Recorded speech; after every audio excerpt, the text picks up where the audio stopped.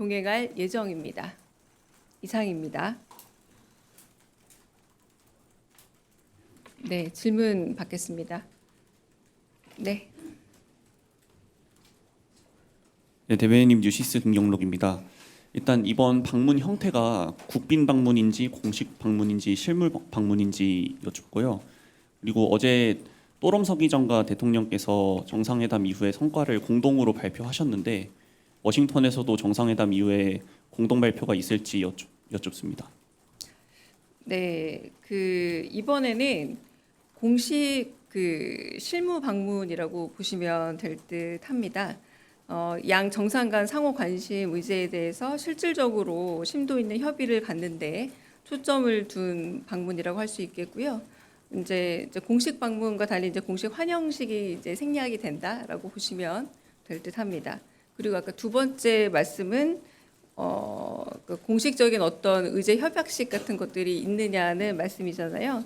이제 그 부분에 대해서는 이제 뭐 여러 협의 사항이 있을 것 같은데 관세 협의 결과를 포함해서 정상회담 결과 발표가 있을지에 대해서는 좀 미측과 현재 협의 중이라서 아직은 정해진 바가 없는 것으로 알고 있습니다. 네.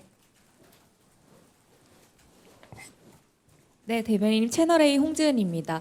미국에 앞서서 일본을 방문하는 일정도 검토 중이실지 궁금하고요. 이게 혹시 당일치기로 이뤄질지도 궁금합니다. 그리고 또 이번 방미 일정에 대기업 총수들도 함께 갈지도 궁금합니다.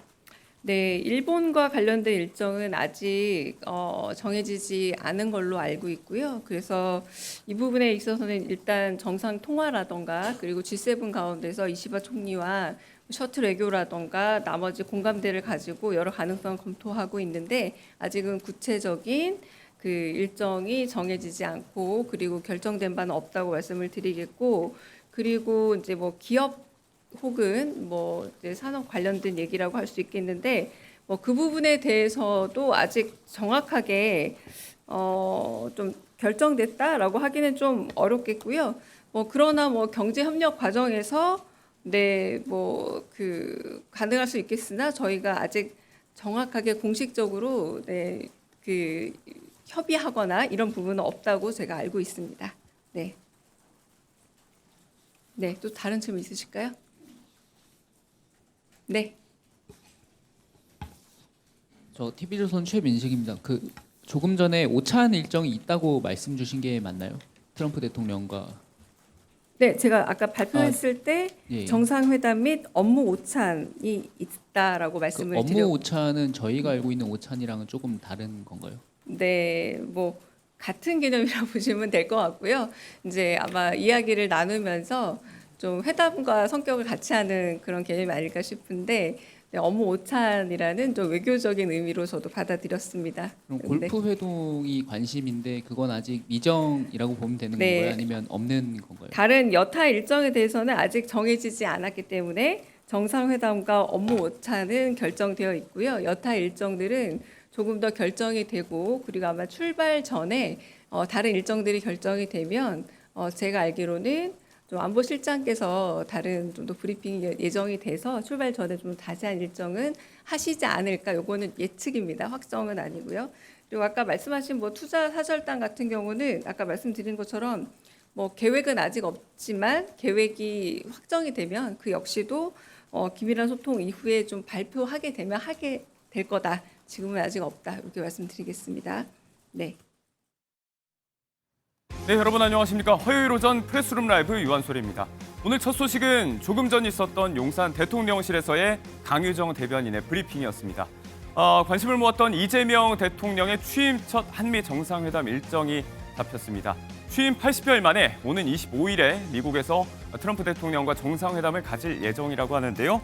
이를 위해서 이재명 대통령은 오는 24일부터 26일까지 김혜경 여사와 미국을 방문할 예정이고요. 함께 관심을 모았던 한일 정상회담의 경우는 아직 일정이 조율 중이라는 강유정 대변인의 브리핑이 있었습니다.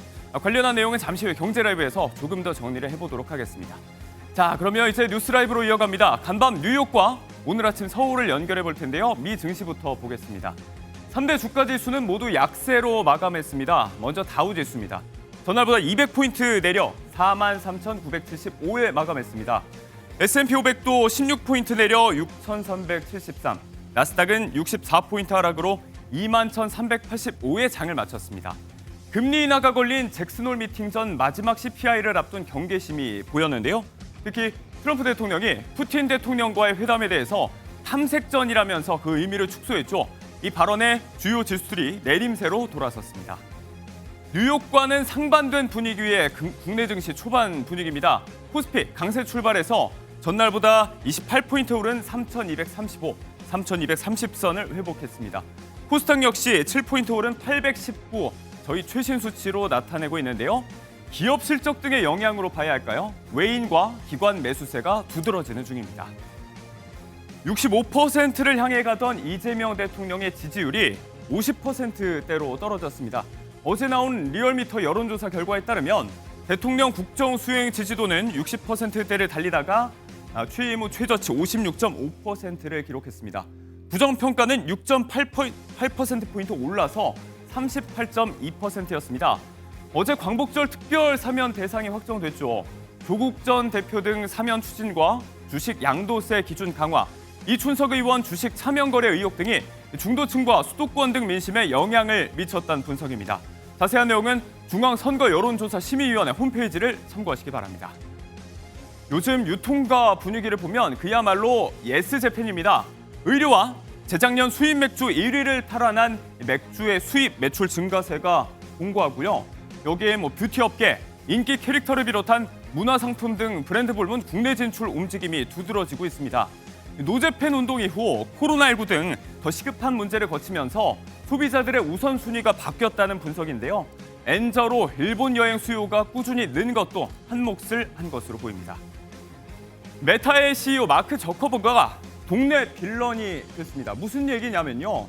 그가 거주지 근처에 주택들을 대거 사들이고 있는데 그 과정과 용도 등이 논란이 되고 있다는 얘기입니다. 집값을 2~3배씩 주고 11채를 사들이는 데 들어간 돈만 우리 돈 약 1,500억 원. 8년여에 걸쳐 개인용 정원에 시조례를 어겨가며 사립학교를 만들면서 주민 불편이 이어졌고요. 늦은 밤 파티 소음에 이웃집 마당을 향한 CCTV 등 주민 촬영 검문 의혹도 불거졌습니다. 저커버그 측은 메타 CEO로서 높은 수준의 보안이 필요하다면서도 이웃의 피해가 가지 않도록 노력하겠다는 입장인데요. 제 아무리 돈 많고 유명하더라도 이런 민폐의식이라면 사양입니다. 뉴스라이브 마지막 소식입니다. 초유의 전직 대통령 부부 동시 구속이 이루어질까요? 김건희 여사에 대한 구속영장 실질심사가 조금 전 시작됐습니다. 영장에 적시된 주요 혐의는 도이치모터스 주가 조작 등 3가지인데요. 나토 순방 당시 착용 목걸이 관련 진술 등 여러 의혹을 뒷받침하는 정황 보도가 추가로 쏟아져 나왔죠. 특검팀은 이 범죄 중대성과 증거인멸 우려를 강하게 피력할 예정이고요. 반대로 김 여사 측은 구속 수소가 불필요하고 범죄 사실 자체 소명이 안 된다는 입장으로 맞설 것으로 보입니다.